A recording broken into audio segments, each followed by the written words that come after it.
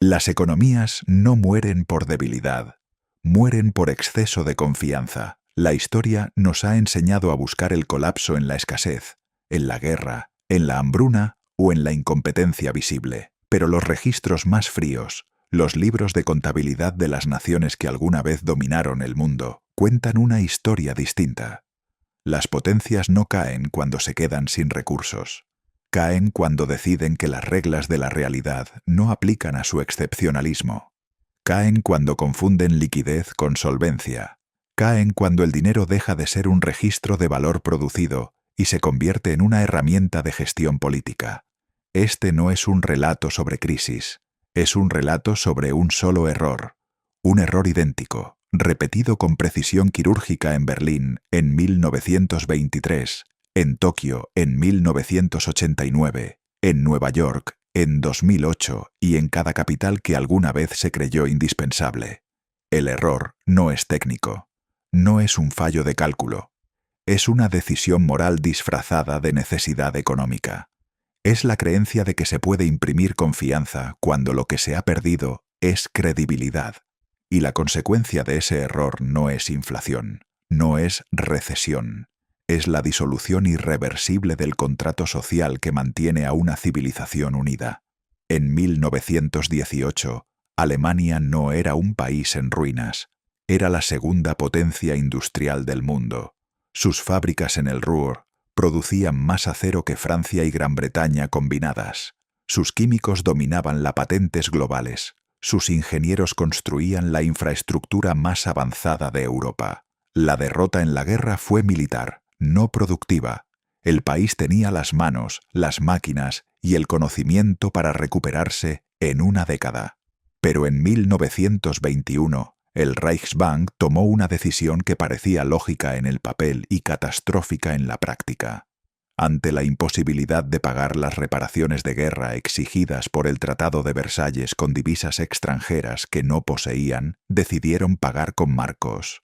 No fue un acto de desesperación improvisada, fue una política deliberada. La lógica era simple. Si el Estado emite moneda para comprar divisas y pagar deudas, el tipo de cambio se deprecia, pero la producción interna se mantiene. El desempleo se evita. La paz social se compra. Lo que nadie calculó fue la velocidad a la que la percepción de valor se desacopla de la realidad, cuando el mercado entiende que la moneda ya no representa trabajo, sino voluntad política. En enero de 1922, un dólar equivalía a 190 marcos. Un año después, en enero de 1923, equivalía a 17.000. En noviembre de 1923, la cifra era de 4 billones de marcos por dólar. Pero los números no capturan la física humana de ese colapso. Los salarios se pagaban 2 veces al día. Si un trabajador no corría a la tienda inmediatamente después de cobrar, su sueldo de la mañana no alcanzaba para comprar el pan de la tarde. Las personas llevaban el dinero en carretillas, no en bolsillos. Quemaban billetes en las estufas porque era más barato que comprar leña. Esto no ocurrió en una nación subdesarrollada. Ocurrió en la cuna de la filosofía, la música y la ciencia europea. Ocurrió en el país que tenía las mejores universidades, los mejores químicos, los mejores ingenieros. La destrucción no vino de un ejército invasor. Vino de la decisión de sus propios líderes de creer que podían eludir la contabilidad básica. El error no fue la impresión de dinero. El error fue la negación de que el dinero tiene un ancla. Cuando esa ancla se corta, no hay autoridad. No hay ejército, no hay propaganda que pueda volver a pegarla. Japón, 60 años después, cometió la misma ecuación con variables distintas. En 1989, la economía japonesa no era una promesa, era una realidad que amenazaba con desplazar a Estados Unidos como hegemonía global. El valor bursátil de NTT, la compañía telefónica estatal privatizada, superaba el valor combinado de todas las empresas listadas en la Bolsa de Nueva York. El terreno bajo el Palacio Imperial de Tokio valía más que todo el estado de California. No era una burbuja especulativa en el sentido tradicional. Era una convicción nacional respaldada por balances bancarios, por ahorros ciudadanos, por una cultura de trabajo inquebrantable y por una sensación de destino manifiesto. Los japoneses no estaban locos. Estaban operando bajo una premisa que el Banco de Japón y el Ministerio de Finanzas validaron explícitamente: los precios de los activos no caen. El suelo japonés es finito, la demanda es infinita. Por lo tanto, el colateral nunca pierde valor. Si un banco presta dinero contra tierra y la tierra siempre sube, el riesgo es cero. Esta lógica permitió que la deuda corporativa y bancaria se expandiera sin freno. Las empresas no pedían préstamos para invertir en producción. Pedían préstamos para comprar más activos que servían de colateral para más préstamos. Se llamaba Zaitec, ingeniería financiera como núcleo del negocio. La manufactura, el orgullo de Japón, pasó a segundo plano. Lo importante era el balance, no el producto. En diciembre de 1989, el Nikkei alcanzó su pico histórico, 38.915 puntos. Nadie en Tokio dudaba que llegaría a 50.000 antes de 1990. Pero el 4 de enero de 1990, el mercado abrió y no subió, bajó. No fue un crash violento, fue una hemorragia lenta. Para 1992, el índice había perdido el 60% de su valor. Para 2003, todavía estaba un 80% por debajo del pico. Y lo más devastador no fue la caída de los precios, fue la revelación de que el colateral no era real. La tierra que valía millones ayer, hoy no tiene compradores. Los bancos, que habían prestado contra ese valor, se encontraron con activos tóxicos que no podían liquidar. Pero en lugar de reconocer la pérdida, en lugar de permitir la quiebra, el sistema eligió la misma ruta que Berlín en 1923, ocultar la realidad mediante liquidez. Se inyectó dinero para mantener vivas a las empresas zombies. Se evitaron las quiebras. Se preservó el empleo a costa de la productividad. El resultado no fue hiperinflación, fue estancamiento secular. 3 décadas perdidas. Una generación entera de trabajadores que entró al mercado laboral sin esperanza de movilidad, sin aumento de salarios reales, sin la seguridad de que el esfuerzo se traduce en progreso. Japón no colapsó en llamas, se congeló. Y el error fue idéntico. La negativa a aceptar que el valor no se crea por decreto, ni por valoración de activos, ni por confianza mutua. El valor es trabajo convertido en utilidad. Cuando se separan, el sistema no se corrige, se pudre. Existe un patrón que conecta a Weimar con Tokio y que conecta a ambos con lo que ocurrió en Estados Unidos en septiembre de 2008.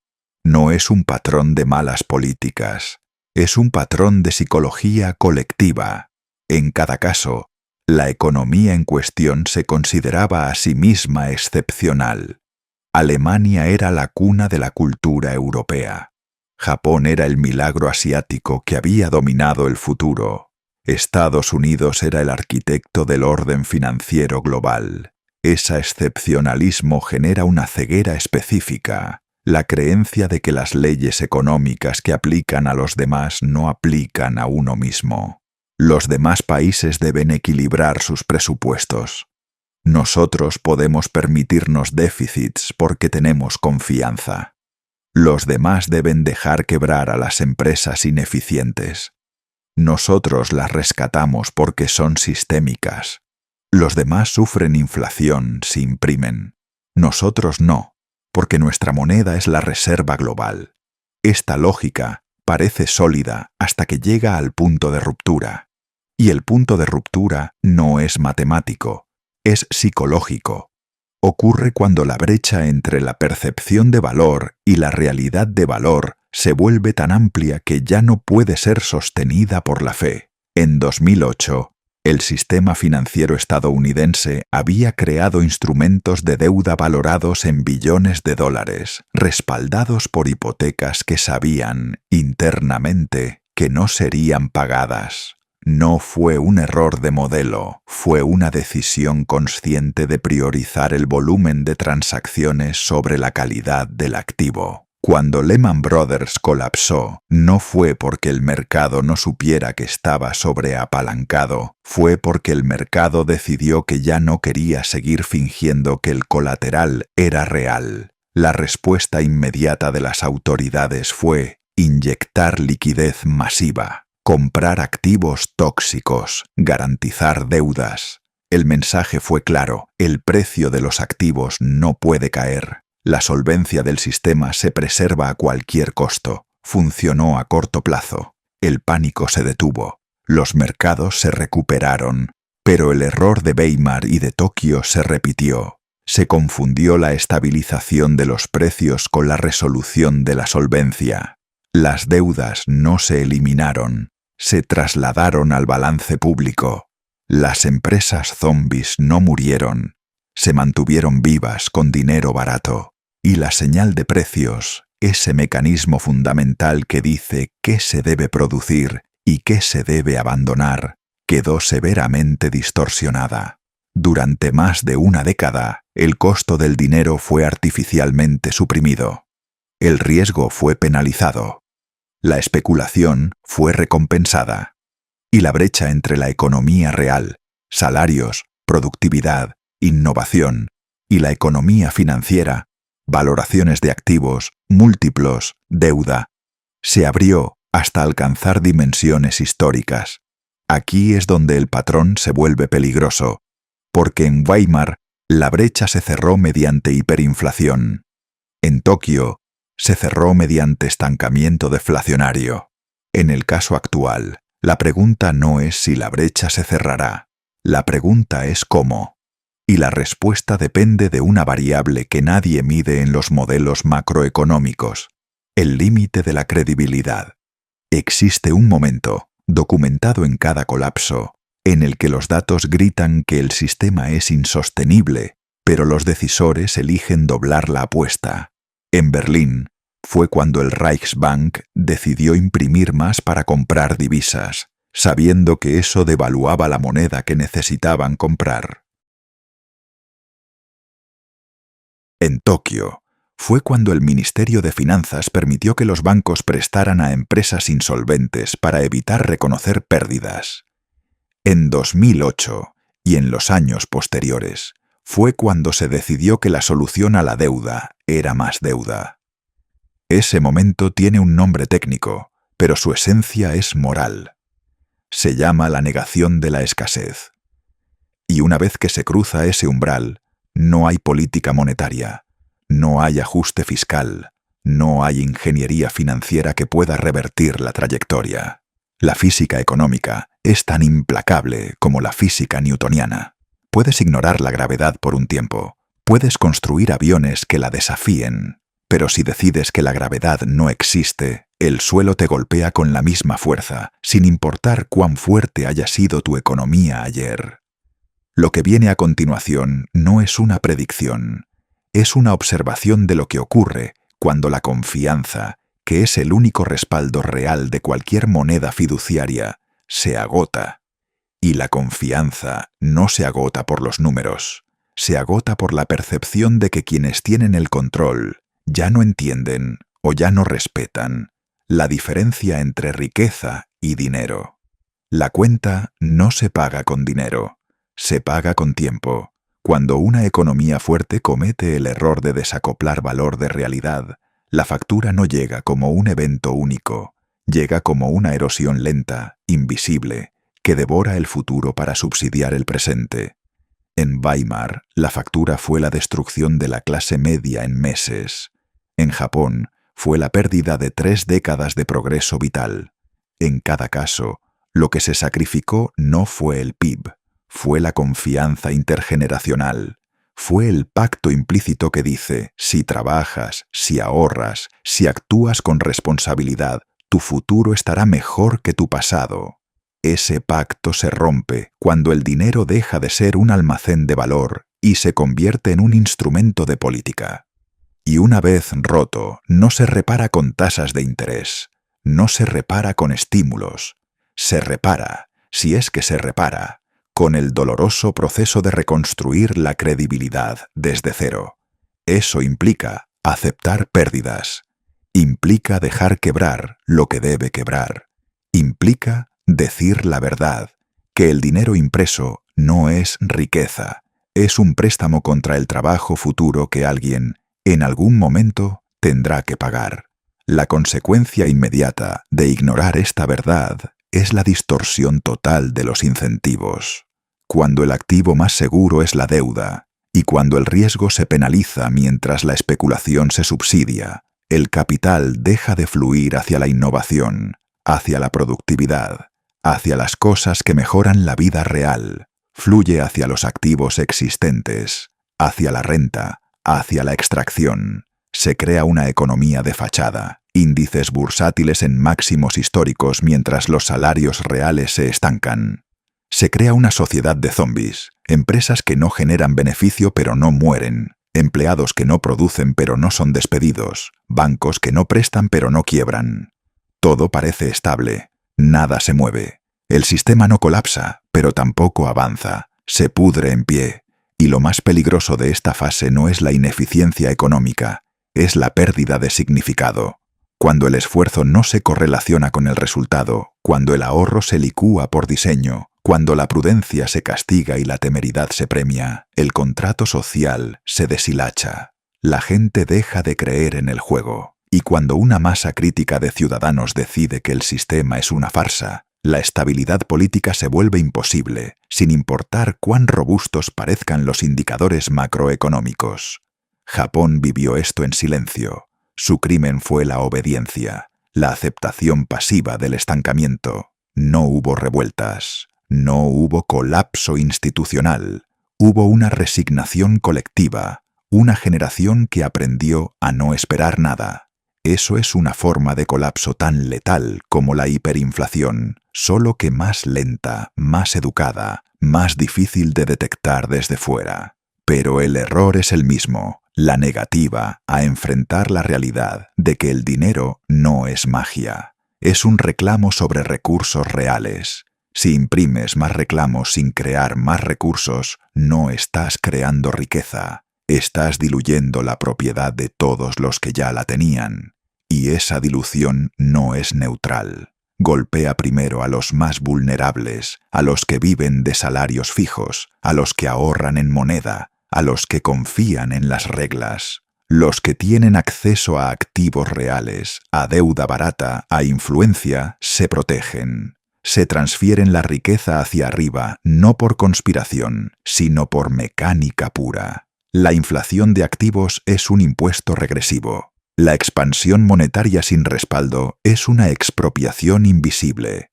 Y cuando la sociedad entiende esto, tarde o temprano, la confianza se evapora. No hay banco central que pueda imprimir confianza. No hay regulación que pueda obligar a la gente a creer que su dinero valdrá mañana lo que vale hoy. Eso se gana con décadas de disciplina, se pierde con unos años de arrogancia. El caso más reciente y el más relevante no es una excepción. Es la iteración actual del mismo patrón, la economía que se creyó indispensable, la que diseñó el sistema global, la que emite la moneda de reserva, cometió el error de asumir que su estatus le otorgaba inmunidad a las leyes básicas de la contabilidad. En 2008, la solución fue inyectar liquidez para evitar el ajuste. En 2020, la solución fue inyectar liquidez para evitar la contracción. En cada ciclo, el umbral de lo que se considera necesario se expande. Lo que ayer era emergencia, hoy es norma. Lo que ayer era excepción, hoy es política. Los balances de los bancos centrales crecieron de tamaños que se medían en cientos de miles de millones a tamaños que se miden en billones. La deuda pública alcanzó niveles que en cualquier otra década se habrían considerado impagables, pero no se consideran impagables ahora porque se asume que la moneda propia es un recurso infinito. Esta es la falacia final. La moneda no es un recurso, es un reflejo. Si el reflejo se separa de la imagen, no importa cuán hermoso sea el reflejo, ya no representa nada. Y el momento en que el mercado decide que el reflejo ya no tiene ancla es el momento del reajuste. No es predecible cuándo ocurrirá. Puede tardar años. Puede parecer que el sistema ha aprendido a vivir con deuda infinita, pero la historia de Weimar, de Tokio, de cada imperio que ha intentado financiar su grandeza con tinta en lugar de producción, dice lo contrario. La gravedad siempre gana, y cuando gana, no lo hace con aviso, lo hace de golpe. El colapso de la confianza es binario. O la tienes, o no la tienes. No hay término medio. Puedes tener inflación baja y confianza alta. Puedes tener inflación alta y confianza baja. Pero no puedes tener confianza alta mientras destruyes sistemáticamente el valor de la unidad de cuenta.